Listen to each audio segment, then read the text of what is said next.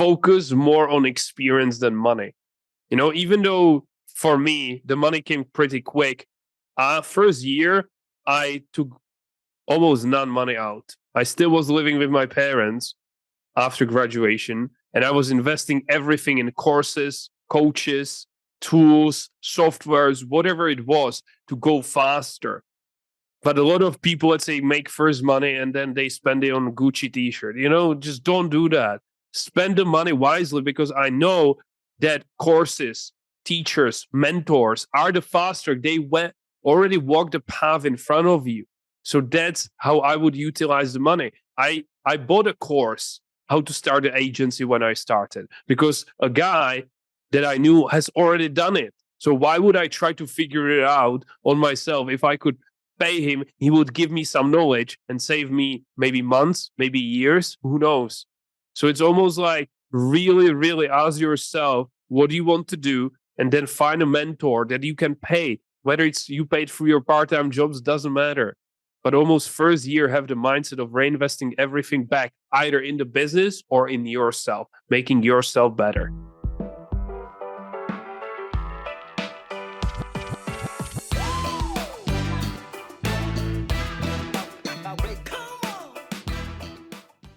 Welcome to the show, and be sure to share this episode with some of your friends. We've got a great one straight out of Prague. We've got Vash Tomanek here today. He's been out of college for 3 years and already has 3 $1 million businesses. And one of them, MyEntrepreneur, helps other people build their businesses. He's going to talk about how to take all those ideas you have going around your head and turn them into a business. He's going to talk about vision and drivers to succeed, like helping your parents, like achieving success, which are bigger than just making money. We're going to get into mastery. We're going to get into commitment, not intent. This is a great show. Vash is a great guy. Get ready to learn how to start a company, and welcome to the Edge of Excellence. Well, Vash Tomanek, thank you so much for taking the time to come off that beautiful bridge. You know, the little bridge where you rub whatever you're rubbing there in Prague, Czech Republic. 25 years old, 3 different businesses, over $1 million in revenue already. Tell me, Vash, what is your definition of excellence? Yes, so excellence I called mastery. And to me, it's just when you do something so well that you are so known for whatever you are doing, whether it's in sport, in business, or any skill you master. Because I just believe so many people nowadays dabble. They do 55 things. They do so many things at once and being average in all of them. But I really love what you consider excellence, because that's I believe, the way moving forward, which is you need to become really, really good at something to be rewarded nowadays. So to me, it's just being really good at something. Wow. You have to be really good at something to be rewarded these days? I don't know what the hell you're talking about. Here in America, all you have to do is get 1 million people to follow your Instagram site or your YouTube site. There's a lot of people that don't do anything. But if you're listening, and the problem with the Gen Z perception is they see that and they think, oh my God, I've got to be super successful by the time I'm Vash's age, 25 years old. But it takes a while to master. And while there are the Kardashians and there are a few Instagram famous people out there, most people have to work towards mastery. So I love that. Your definition of excellence is mastery, and that implies focus, persistence, improvement over time. It's not just dabbling, like you say, it's mastery. Well, you come to us from Prague. You have an interesting career path at 25 years old, already have a social media marketing company, global, already have a software company. And then you have your latest venture, helping 1 million entrepreneurs transfer their businesses and live more fulfilled and joyous life, MyEntrepreneur. First of all, before we even keep going, how do people find you, MyEntrepreneur, and your various ventures if they're looking for you after the show? Yeah, so either myentrepreneur.com, or if you have any questions, then go just to Vash, that's VASH _Tomanec, TOMANEC on Instagram. That's the best place, or YouTube, where you can just ask me any questions and find out more. All right, we're going to do a little bit different of a show today. We're going to listen to some of Vash's coaching tips. We're going to talk about his meditation. I just got back from a meditation retreat, by the way. Oh, nice. Very nice. We're going to talk about what he sees in his age group here in America, because he works in America, and in Europe, because this is a global podcast. But before we do, I just want to go way back in time, Vash. Tell us what life was like for you before university. What were you doing? What did you want to do for a living? And then we'll get into your university life. Yes. So I grew up in a very small city in the Czech Republic. So I wasn't exposed to much opportunities back then. English is not my first language. So I was very limited to the just Czech Republic, which is 10 million country. So I would just go through school, playing video games, playing sports, not much happening. I would say, very normal kid. Were you drinking Pilsner or Cal? Yeah, of course. Okay, good. Yes. My favorite beer. Okay, keep going. That's good. That's very good. And then around the age of 18, I read the book Rich Dad, Poor Dad, which many of the listeners might read. And that opened my eyes to what's possible. That opened my eyes, like how much there is to the world, basically. And that's when I decided to become an entrepreneur. But back then I thought I need to have this huge idea. I need to create new Apple, new Tesla, these big ideas that, of course, weren't coming to me. And I didn't even have the capital to start them. So I decided to go university. I decided to go England because I really didn't enjoy school much. But I knew that if at least I go to England, I will practice English. So even if I don't like the subject, at least I'm improving language that will just benefit me in the future. That's what I believed back then. And I promise I made to myself that before I graduate, I will have my own business. So the next 2.5 years, I was working at Liverpool, which is England, where it's very known football or soccer. And basically, I worked as a server. So I would work in VIP boxes. So I would serve the footballers' families, which was super fun. And I would deliver food for Uber Eats. So just 3 years ago, I was delivering food for Uber Eats on my bike. So I would go to school and then deliver food for Uber Eats. Well, part of the reason you're where you are is because 3 years ago, you were working your butt off and you hit a bunch of things there. Maybe you don't even know if you hit it. But first of all, you're hitting the power of work ethic. And I was talking to, who was I with yesterday? I was with some big time business people yesterday, and we're sitting around. I forget who it was, but we were talking about smarts versus work ethic. You could be the smartest person in the world. You don't have work ethic, you're not going anywhere. So you were working hard. And you also hit the second thing. And I had one of my son's friend, Van, if you're listening, this is a shout out to you. He said, hey, can I talk to you for 30 minutes? He came over to my house. He sat me down. He had his book of $1 billion ideas. He's going through idea after idea after idea. He's 20 years old.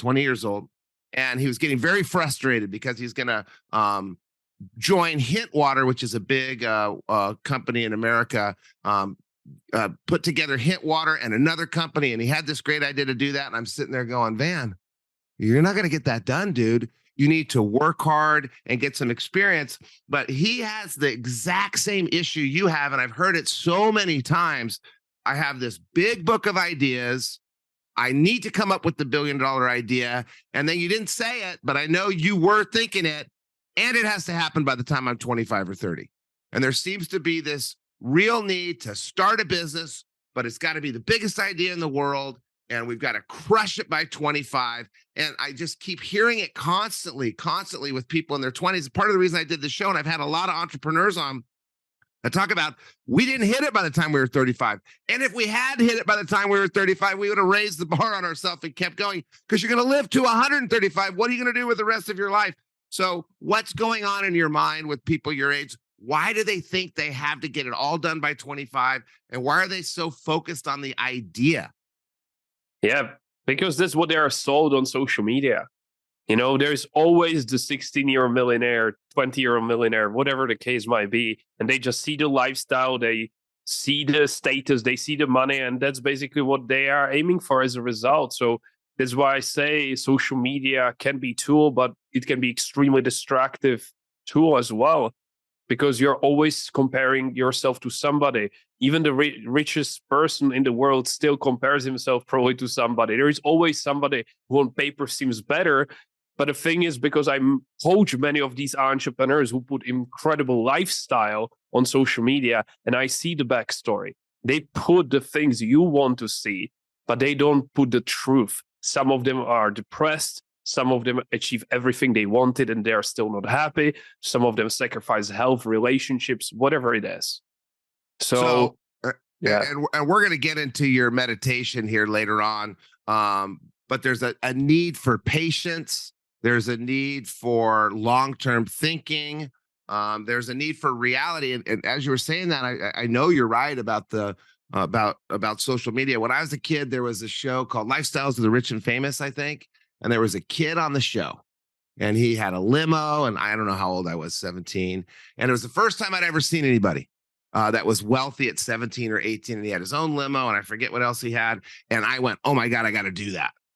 And I still remember it to this day, and it was some random TV show, so it really hit me. Your generation has that every single day, multiple times. Many of it is bullshit. They're lying, soliciting women into adult friend finder. What's that other one where they put their own photos up?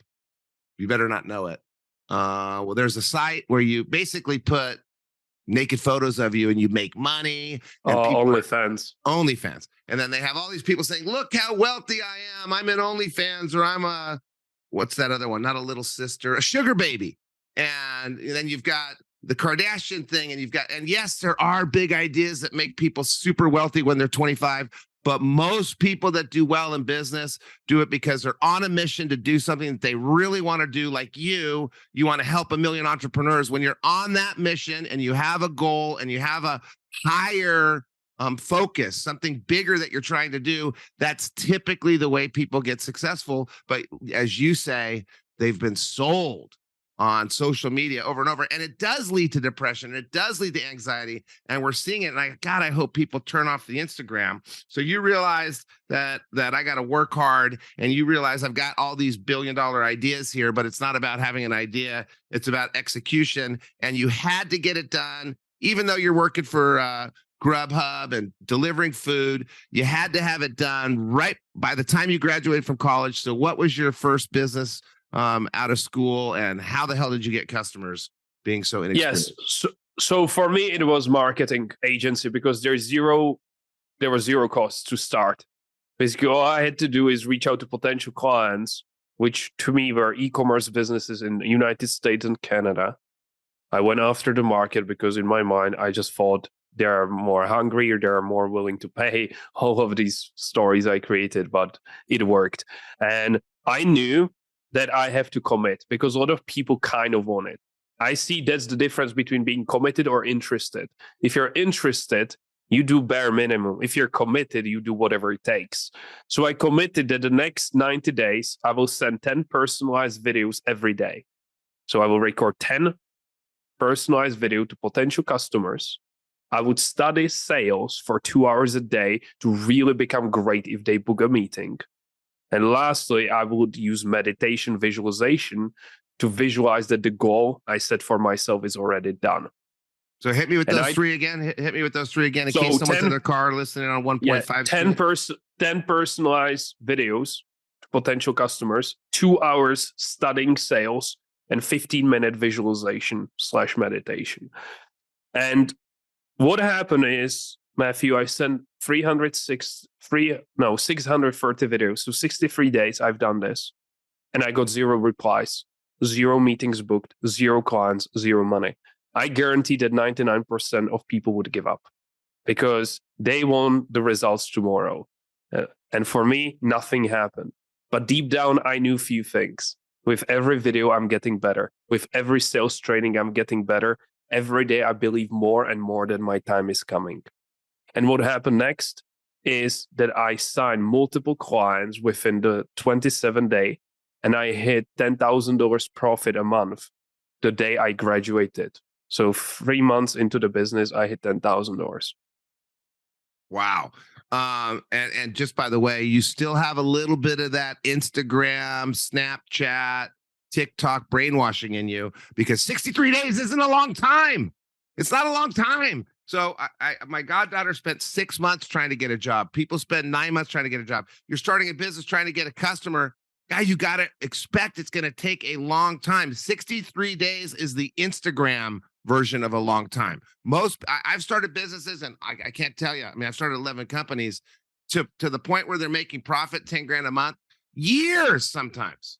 It takes a long time. Sometimes you spend millions of dollars and you think you're going to raise it. No, it's every penny you have going all in. And it takes longer than 63 days. So you are sitting there as a young person. You're in Liverpool. You have this goal. And then you break your goal down into a SMART goal: specific, measurable, realistic, attainable, and timely. So it's not, I'm going to send out 900 videos. That's not the goal. You got to break it down. 10 videos a day. And it's not enough. And I hear, like, I have people come in and talk to me, and they're, oh, my nephew, he's working 22 hours a week at Valori, wants to start a business, and he needs to quit his 22 hours a week to start it. And I said, hey, Charlie, dude, do not quit that business. If you're not working 100 hours a week, you're not working. You have time. So it's not the 10 videos a day. It's the 2 hours of studying. It's the meditation. Oh, and by the way, he's at the University of Liverpool studying his butt off. And what did you major in at the University of Liverpool? Business management. Business management. All right. So that's a cool story. We've got a lot of good stuff here. It just goes back to mastery, right? You're not going to send. So you said basically you're improving, you're becoming more passionate, you're persevering, and you're becoming a master of these. How long were the videos you said? How long were the videos? Yeah, around 10 minutes. So you become a master of these 10-minute videos. You become a master of video marketing, but not in 67 days. It's probably taking you, you're probably not even there yet. You're almost at that mastery, but it takes this ongoing drive and trying really hard. Okay, so you start your first company, and it's this marketing company, and you got it up to within 3 months, 10 grand a month. And what were you marketing? What were you doing? You said e-commerce. So e-commerce, so growing e-com brands in the United States, especially fashion. That's our main focus. Currently, we have a team of 7. That's kind of where I wanted to take it, where we serve amazing clients, but at the same time, it's not like 50 people I need to manage. So we are a smaller team doing around 7 figures a year. All right. And so you're you mentioned that you had quite a few ideas. How'd you pick this one? Ideas are a dime a dozen. Anybody, I get, someone comes to me and gives me 5 ideas a month. Yeah. How did you go? First of all, how many ideas did you have? How did you pick this idea, and what'd you do to get it going so fast? Yeah, for me, the first thing, I needed something that doesn't have much capital, because many ideas people come, they immediately need to get investors. They have zero experience, zero valuation, everything. So to me, I had to do something that has very little cost. And to me, marketing agency is one of the businesses where you basically need just a few $100s for softwares, maybe website. That's it. Also, I was on site managing my friend's website for e-commerce. So I had some experience with marketing, and I decided to go with Facebook ads because that's where I had some experience. But I immediately hired experts, so I didn't have to deliver the service myself. My intention was never to deliver the service. My intention was to just be the business owner, working on the business, not in the business. You hired experts that knew more than you about e-commerce and about marketing. Okay, so exactly. How many ideas did you have? Probably 10. And I picked this. You got 10 business ideas. How'd you pick it, and how long did it take? Yeah, so it was almost like which one would be the easiest to start, honestly, because I always tell there's a million ways to Rome. My goal was $10,000 a month profit, and I asked myself which business will get me there fastest and which one I can start today. And this was the business I could start today. All right. So the path from I want to be in business to I am in business is one, get experience. So you've mentioned these different jobs you have, and I've seen lots of people go through their job process. First job you suck at, probably get fired. Second job, maybe you work 20 hours a week, you're getting better. Third job, now you know how to have a job. Then you got to start doing things where you get experience.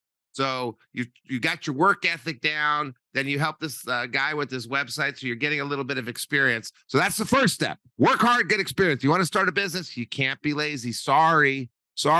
Kim Kardashian is one of the hardest working people in the world. In fact, the whole Kardashian family works their ass off. They work their ass off. So you're not going to get there if you're just good looking or if you're just smart. So you're working, you're getting experience, and then you have to make a list of what your priorities are. So you had cost, you had the things you had experience in, you had what's easy, you had profitability. So I don't know if you wrote it down, but you're weighing out the options of your different ideas, and you just got to pick one. And that one may fail. And 9 times out of 10, it does fail. And then how did you go from, okay, I have 10 ideas. I got this one idea. I think it's going to be the most profitable. I think it's going to be the one that aligns with my experience. I think it's going to check this box, this box, this box, this box. How do you get to execution from that? I just said I fucking need to commit. It's no longer time to just sit around and just ponder, oh, what should I do? I just said, Vash, are you interested in making it happen, or are you committed? And I said, no, I'm committed. And I tell people, you need to have a vision. You need to where you're going. You need to know your North Star, but you need to know what is your reason why. If your reason why is to impress others, if your reason why is to prove your teachers wrong, you're not going to get it. But my why was so strong. I never wanted to sit on a bike and ever again deliver the food. I wanted to help my parents financially.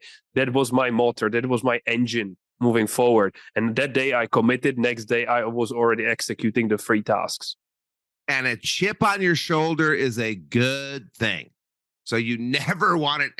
And so that's motivated by a monetary result. And there's a lot of people that start that way. You know, I went to private school and I wasn't the wealthiest kid there, and I wanted to smoke all those kids at the Albuquerque Academy, which I did. And that's what got me started. But that's a real low bar to set if that's what you're aspiring to. And maybe that's a youth thing, prefrontal cortex development, under 25 years old. I got to show them, or I got to make myself big, or I need the nicest car. That doesn't get you far. That might get you started, but after that, that vision kicks in.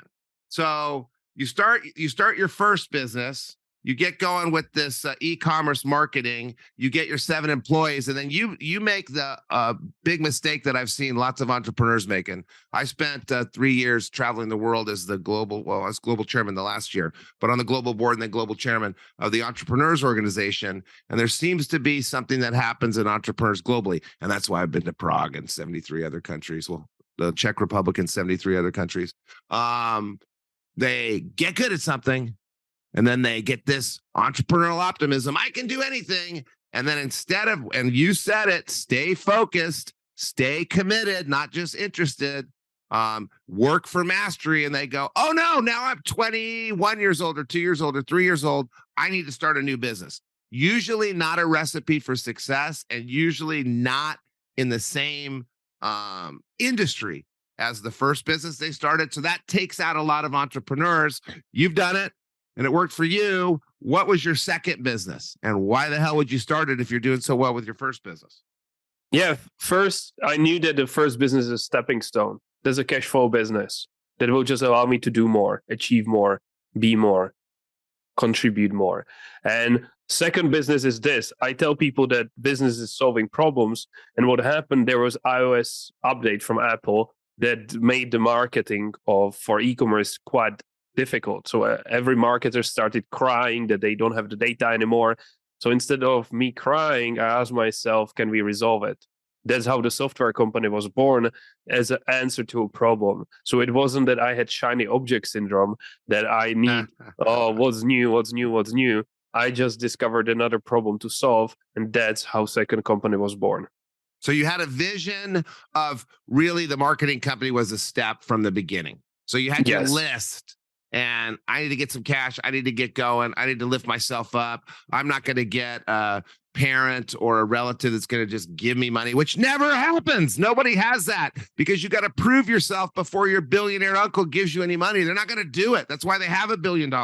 So you have these other ideas waiting, and you move into this software business to solve a problem. But you went from marketing to software. It is technology, but how'd you make that jump? And how many people did you hire, and how did that work? Yeah, so at the peak, we had 10 coders working under us. I partner up. I give 1/3 of the company to the head developer, because that way he would have bought in the business, and I knew he would do more for it. So yes, at the peak, 10 employees, and basically I became the brain of the business. He was the hands. So I came up with the ideas he would execute, because I have no experience with coding. All right. And a lot of times, like, I had a painting company, and then I had a chemical company, and then I had a software company, and then I had a real estate company. Like, what the hell am I doing here?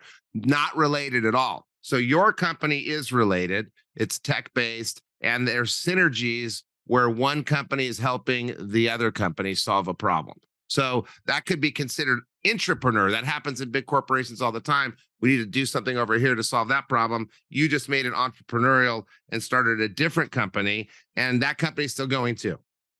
Yes, now in process of sell. Oh, So I'm and selling you're it. selling it. Here comes something nice for mom and dad. Very nice to know that you appreciate your parents so much and you want to give back. And then you start a third company. What was the process there? Yeah, so as I started succeeding quite rapidly, people started messaging me, "Hey Vash, I have marketing agency too. I can't sign my first client, or I'm stuck at certain number. Can you help me?" So people started coming to me because they saw my results. They saw how I'm succeeding, basically, and they wanted that too. So they started asking if I can coach them. And that's exactly what started to happening. But I realized that I'm not teaching them much more tactics like email script, sales script. That's not what I was giving to them, because their biggest problem was, let's say, they were procrastinating, they had fears, they were in some way lazy. And that's what I started helping them. And now I call it mindset. So basically, with the inside, more just shaping them as a leader rather than giving them some extra tactics. And they started to have more and more results. And then it got to a point where I just couldn't serve more one-on-one students because it was just time demanding. So I partner up with my best friend who were also coaching mindset, and we created MyEntrepreneur, which is the combination of mindset and entrepreneur together. And we started especially in groups, to impact more people, coach entrepreneurs how to master their mindset so they succeed in any business they choose. And now we have over 1,000 entrepreneurs in our program. So you came in, people came in tactically, and they want help with the tactic. And oftentimes it's deeper. Why is there a problem? 5 levels of why. Why? And you end with a foundational issue that you're fixing. So I bet a lot of people would have focused on the tactics. A lot of people wouldn't have connected the dots that I see all these people wanting these different tactics. What's the root cause here?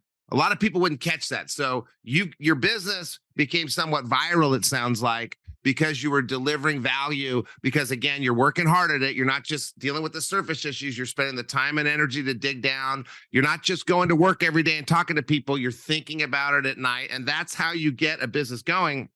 You get your million list of ideas. Then you figure out which one you're going to do with priority list. Then you execute, and you're looking for you're an entrepreneur. You're looking for problems to solve, holes to plug.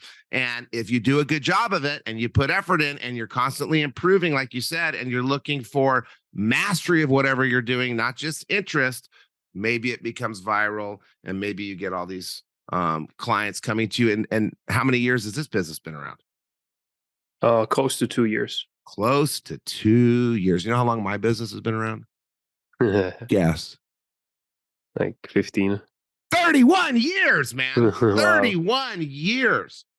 And that's how long it takes. And by the way, success just keeps going up and up and up. And then eventually I got to the point where and you mentioned this before, and I want to come back to it. There's always someone with the bigger plane. There's always someone with the better boat. There's always someone with a better looking face, except for you.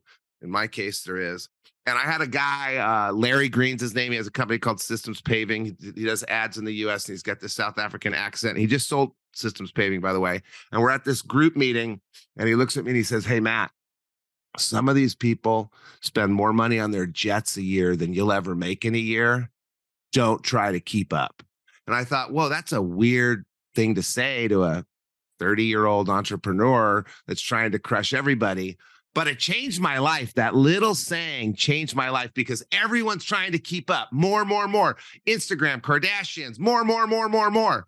And this guy just, this subtle little comment, pats me on the back. And I decided, you're right. I'm going to do the best I can do. I'm going to crush it my way. I'm not going to care about those people. And in fact, I'm going to do everything I can to help them crush it even more, and lose track of the Instagram world. I'm a loser. I love hanging around with people more successful than me, but you can't have it in your face all the time. And so let's bring in MyEntrepreneur. Let's bring in how you master mindset. So you have a couple things that I think would be really good for my audience. And if you're listening at 1.5 speed, you might slow it down.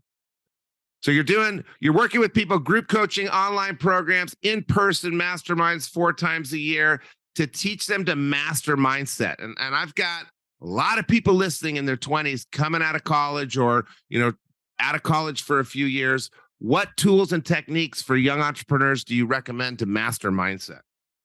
Yes. First thing is everybody needs to sit down and write down what they truly want. Most people don't know what they want. That's why they can't get it. Well, how do you write it down if you don't know what you want? That's the thing. You need to spend time with yourself, not with your phone, not with your TV. I recommend at least 2-3 hours. Go to your favorite coffee shop, go to your favorite spot in nature, and just ask yourself, if I could achieve one thing the upcoming year, upcoming 2 years, what would truly make me just happy, just would put smile on my face, would make my life like vacation? What would that be? And maybe first 15 minutes, nothing will come up or very surface answers. But if you spend hour, 2, 3, it will be worth it because then you will spend 2 years pursuing it. So if you choose, quote unquote, the wrong goal, you might find out that 2 years you were being pursuing something that is not even important to you. So that's the first thing, knowing what you want. Second, you need to know why you want it. Again, as I was mentioning, don't do it for the cars. Don't do it to impress others. What is the deeper why? Maybe you want to unlock your potential, see how much there is to it. Maybe you want to help your family. Maybe you want to help some people in need. Just what is the reason why for you? Why is it important to you? Step number 3 is commit to 3 actions you can do every day. I tell people it's better to do something consistently than intensely for a shorter period of time. It's like New Year's resolution. People get all pumped up for 2 weeks. They go to the gym. They're so excited. 2 weeks later, they give up. That's not good. You can't go to gym once and be fit for life. I tell people rather than going to gym every day for an hour, rather go every day for 5 minutes or go 3 times a week, but do it consistently. And that's where the 90-day challenges come to. I'm on 90-day challenge all year, basically. I just ask myself which 3 actions I want to do or can do every day that will get me closer to my goal. So as I already mentioned, I just said, okay, I need to get in front of the potential customers. To me, the best way was personalized videos. Okay, Vash, you have university. How much time can you dedicate to it? Around 2 hours. Okay, we'll do 10 a day. Then, okay, imagine you book a call. How are you going to close the deal? You've never sold anything before. You need to master it, but you need to be really good at it. Okay, let me commit 2 hours a day to sales. And lastly, I asked myself, okay, Vash, you have the goal of $10,000 a month. You've never earned that sort of money. You've never even seen that sort of money, which means you don't believe you can do it. So let's use visualization to visualize that you already have that sort of money, you've already achieved it, to increase the belief you already have it. And these are 3 actions. And maybe the listener has more goal not about money or business. Maybe it's about health. Okay, what are 3 things you can do? Maybe you commit the next 90 days, you will exercise every morning for 15 minutes. Maybe you commit for 90 days, you're not going to eat chocolate. I don't know. But what are 3 things you can do every day to move closer to that goal? There's another thing to make it super, super actionable. And as I tell people, like, it's all about consistency. That's what got me here. Because some people would do the videos as I did, but they would do it twice a week. Yeah, consistency is commitment, not interest. Yeah. If you're exactly. interested, you go to the gym once a week for an hour. If you're committed, you go every day.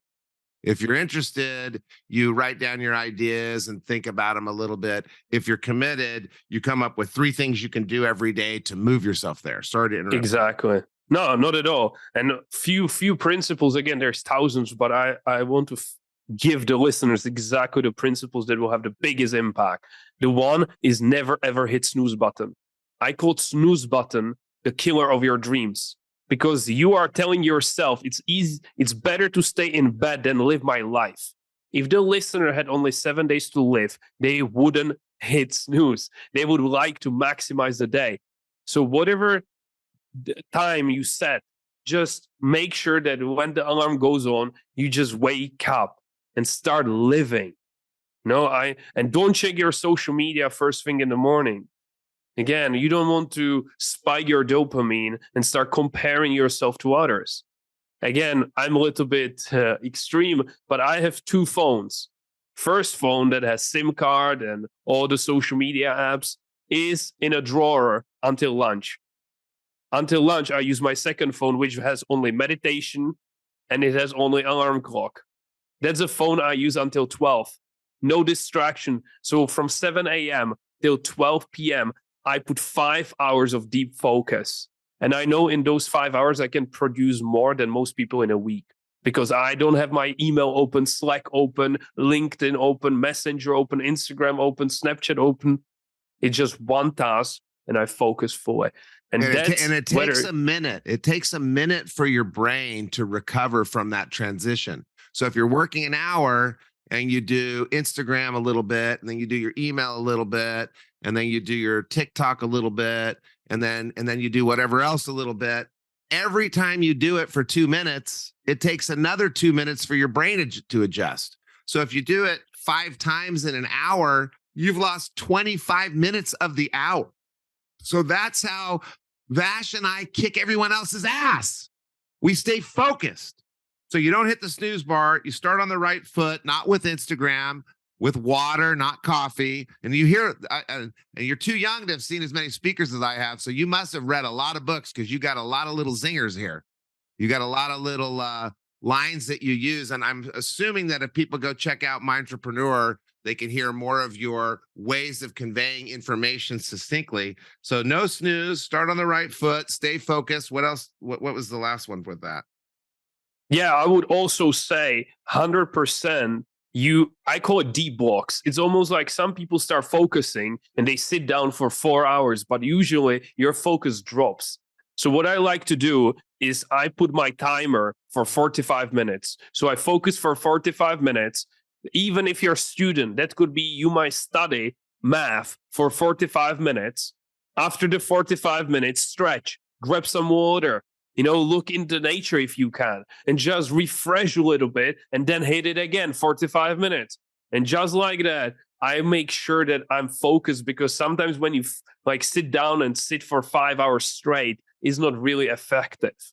So use something like this. Don't use your phone in between. Don't get distracted, because distraction is just killing your productivity. And if you're not productive, you are just losing time, honestly. Yeah. And that's probably a big issue right now. If you're working 8 hours in a day, you might be missing 3 of it because your mind is adjusting to all this social media. So stick your phone in a drawer. I want to go back. So we've got the don't hit snooze, start on the right foot, no Instagram, and focus with deep blocks. And there's science behind the deep blocks as well. You can only go for 50 minutes. There's a lot of people that do 45 or 50 minutes and take a 10-minute break, 45 or 50 minutes, take a 10-minute break. That break is refreshing you, so you're more effective for the next 50 minutes than you would be for a whole hour if you didn't take a break. We missed one of your points. You said you find your one thing, you dig into why, you work at it, you persevere, you commit to 3 actions a day and do them consistently. What's the 4th point on that list? So fourth one, and this is a big one. And again, it almost takes little time to comprehend it, but I always tell people this. The Vash 3 years ago, who was still delivering food for Uber Eats, being at university, he would never achieve the goal that I set for myself. He had to become almost somebody else. So almost the step 4 is asking yourself, the person who has already achieved the goal, let's just say you want to lose weight. Okay, the person who already lost that weight, how he or she is different from me. Maybe he doesn't eat certain food as you do. Maybe he feels differently than you do. Maybe he exercises more than you do. So I had to ask myself, which is step number 4, I had to ask myself, if I was already making $10,000 a month, which was the goal back then, how would that Vash operate? And I wrote down many things. He would wake up on time. He would be consistent. He would feel confident jumping on sales calls. All of these things. And then to my best abilities, Matthew, I just try to be him now. Because a lot of people tell me, Vash, I will be confident once I sign my first client. And I tell them, you will never sign the client until you become confident. So a lot of people have it backwards. So it's almost like who you need to become, what do you need to change in you, not externally, inside of you, that will get you closer to that goal. Yeah, I call it moving to where you want to live mentally. So I usually think of it when the shit hits the fan and things aren't going well, and you need to get out of that depressed mindset so you can trick your brain and pretend you live in the successful world that you're going to get to later. And the question is, what do you need to change to get there? And I like how you do it. You visualize, what did I change to get there? And you become that person. Wow, that's awesome. We're going to move again because you talk a lot about meditation, and it's one of your 3 things, right? It's one of the 3 most important things. Where did you learn how to meditate? What's your morning routine? And what does meditation do for you? Yeah, so it evolved a lot, because a lot of people, when they hear meditation, they imagine this monk sitting on a stone, right? That's definitely not what I'm encouraging here. I see meditation as an incredible tool, and I see it in 2 ways. First, you have meditation like just focusing on your breath or maybe mantra. And that's incredible because it will help you take charge of the mind, the inner voice that is always talking. So then let's say when you want to focus, you're better at it.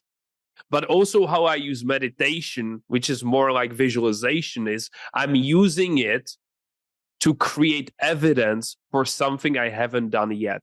Let me illustrate.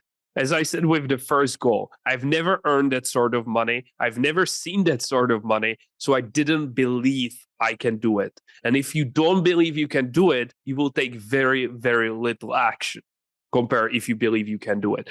But if you close your eyes and you get really, really present and you start visualizing something, your body and brain doesn't know the difference if you visualize it or if it's really happening.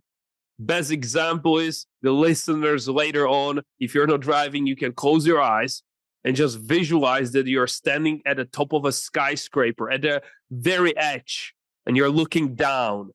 And what will happen is almost your palms will start sweating. How come you're sweating? Your heartbeat is faster, even though you're sitting in your comfortable room. Because the brain and body doesn't know the difference when you visualize.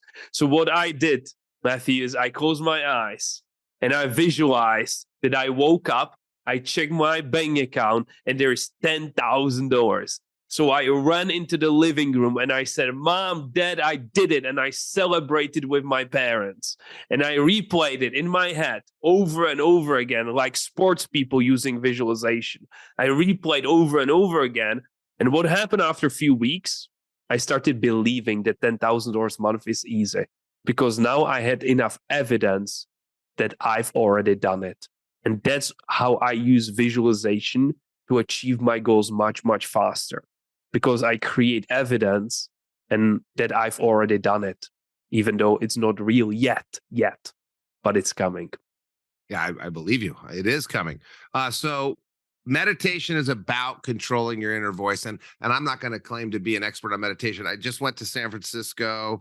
I did go to the Tibetan temple. I met with Danyo, who's, I believe he's the head of Tibetan Buddhism in the United States. And he runs this center in San Francisco. And we went for a teaching. We did meditation. Then we went and met with this guy, Michael Dart, who's a friend of ours, who is an expert in meditation. And there's different forms of meditation, and Michael Dart knows all the different forms of Buddhism and where everything comes from and why everything's the way it is. And I'm not going to get deep into that because I don't know it, but I know meditation first is about controlling that inner voice. And you talked about all these distractions, the little devil on your shoulder. And if you're on Instagram all the time, it's worse.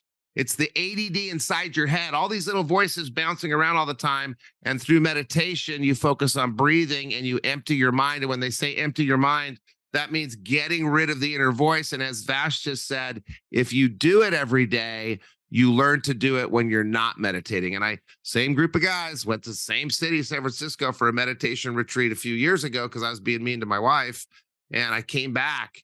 And she's like, oh my God, I love these guys. You need to go on trips with these guys more often. And she still says that all the time. But for a week, I was really great. None of my voices were going off in my head that were causing me to think more negatively about my wife, but I didn't meditate that week. So the next week I was 75% as good.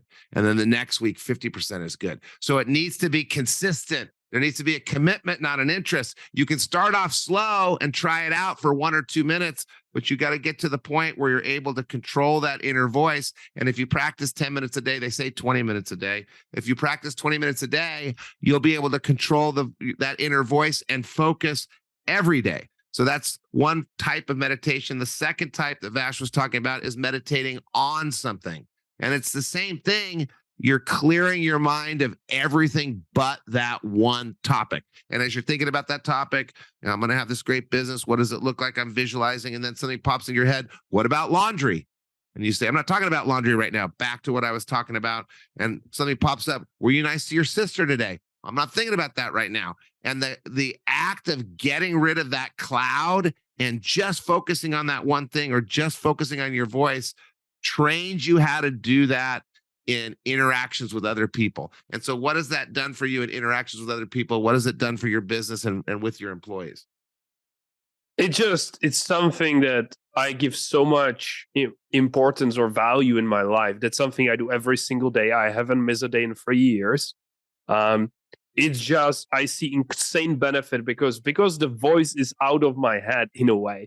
It's no longer going against me. It's no longer saying, you should do this, you should do that. As a result, I can be present. What's the benefit of it? If I'm with my partner, I can give her my all. If I'm with a business partner, I can just be presently there. If I'm on a sales call, I can be there for the other person. So it's almost like I'm better at everything I'm doing. I'm better focused. And also, I feel it's the fast track because a lot of people's head is their worst enemy. You know, they committed to eating healthy and the voice is like, come on, just one piece of cake. You know, nothing is going to happen. Come on. And then end up like downward spiral. They eat the cake, they go on Netflix, watch Netflix for 5 hours, and they watch 3 hours TikTok. And as a result, they're just going down and down and down. But if you take care of the voice in the morning through meditation, almost the voice is either silent or it's your best friend. It's almost like, Vash, don't eat that cake. You know, that's not good for you, bro. And as a result, it's more encouraging you to go the upward spiral, which is like, come on, let's go, Jim. Come on, Vash, you can do one more set. You can do one more rep. And as a result, I believe you achieve more faster. Wow. And you meditate every day? Yes, every single day. For how long? I tell my students 15 minutes, I do hour. Yeah, and it's hard to do an hour. You got to start off with a few minutes. And we just did it up 5 minutes even. If you do it a few times, eventually 5 minutes feels like 5 seconds and 10 minutes feels like 1 minute. And it's amazing how fast you get through it if you start trying it. How do you start meditating? And people ask me, what is meditation? You're thinking too much. All you do is sit down and think about the air going in your nose and out your mouth, and you watch it. But you can go Google, how do I meditate? And literally in 30 seconds, you can figure out how to meditate. Now, It takes a little longer to understand all the different forms of meditation and to become a master at it. But you just start and commit. Don't be interested and do it every day. Maybe it's one of your 3 things, especially if you've got a little bit of ADD, especially if your cloud is, you're aware that your cloud is amazing, especially if your name's Van and you've got $75 billion ideas and you want to know which one to execute. This is a great way to do it. Any other tips you have for our audience on tools or techniques they could use to either start a business or get their business to really jump up and hit that 10x factor? Yes, it's almost like focus more on experience than money. Even though for me, the money came pretty quick.